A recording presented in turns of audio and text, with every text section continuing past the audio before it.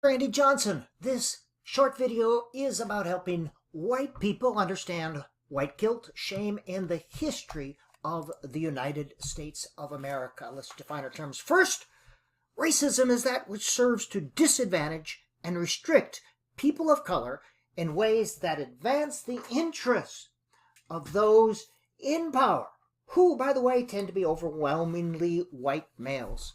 It's systemic, meaning that it's all over the place, not just a few places. It's not just a few bad apples, it's an infestation of our various social systems, such that it affects the whole. It's like a bit of poison in the water tank. A bit of it infects the whole, and the whole is affected by the bit. It has become so normalized that we don't even see it. But make no mistake, there is a bit of poison in the water tank. Our desired outcome is to reduce and eventually eliminate systemic racism.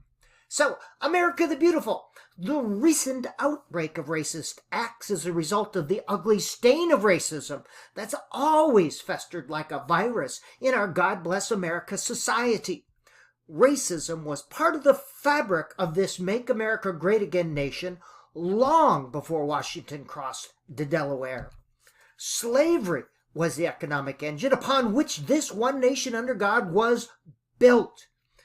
It was slavery that was used to pull the wealth from this land so that white people could live in big houses and drink lemonade out on the veranda while wearing hooped skirts.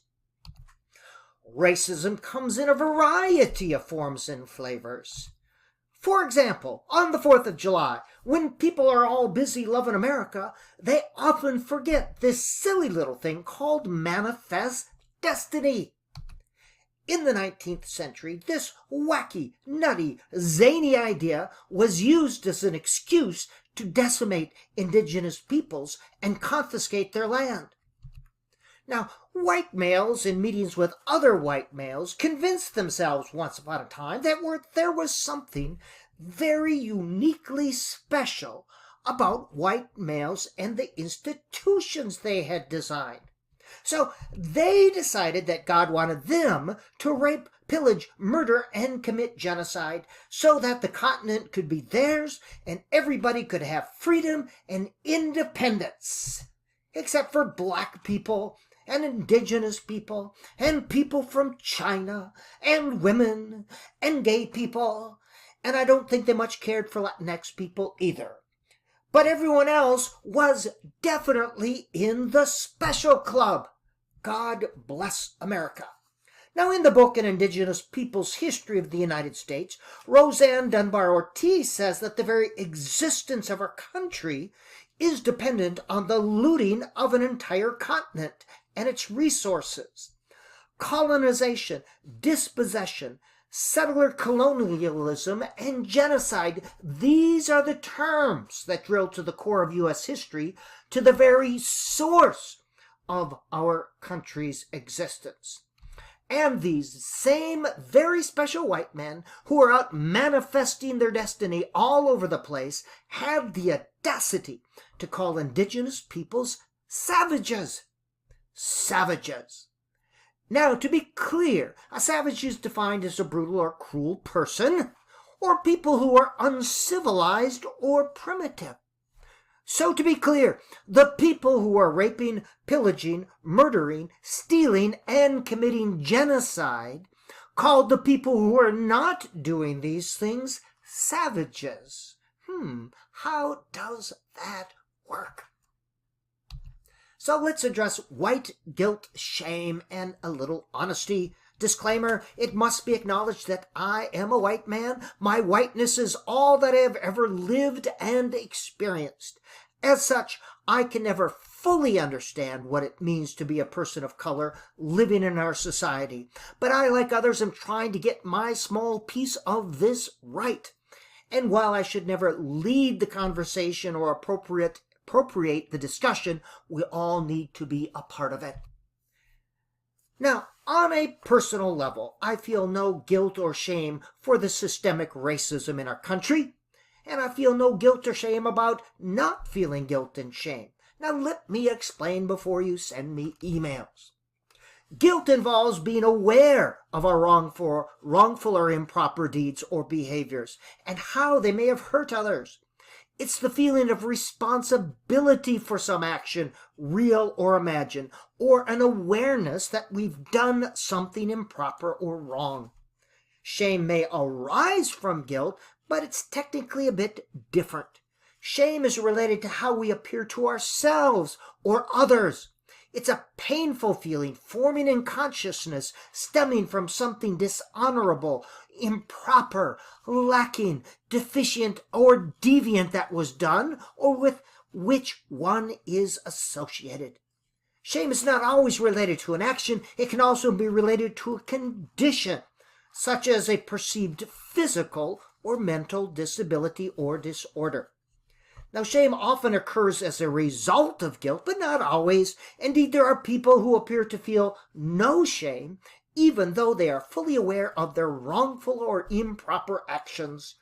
These people are called psychopaths. According to the DSM-5, they have an antisocial personality disorder or a narcissistic personality disorder. Now, as stated above, a psychopath feels no sense of guilt, shame, or remorse. Thus, we must conclude that the writers of U.S. history, for the most part, are either willfully ignorant or psychopaths. For now, let's go with psychopaths as it seems a bit more complimentary. Now, I grew up on the McGraw-Hill version of reality, which is a bit different than actual reality. I would recommend any of these powerful, well-written books. These are just some of the books that provide a view of U.S. history that is a bit different from the whitewashed McGraw-Hill version of reality. The McGraw-Hill version of reality seems to prance lightly upon the slavery and exploitation of human beings at the beginning of our land of the free country. This is hard to look at because we know it is true, but this is our U.S. history.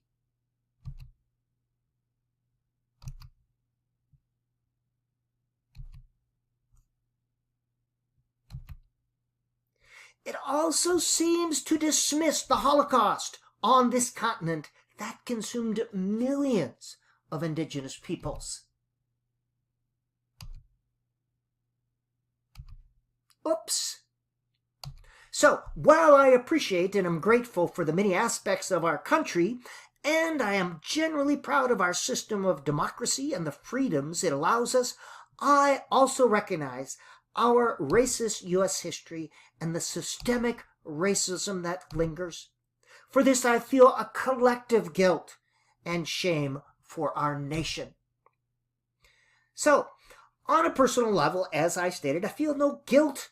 I'm not trying to perpetuate a wrong. I'm trying to do what I can. Neither do I feel shame on a personal level.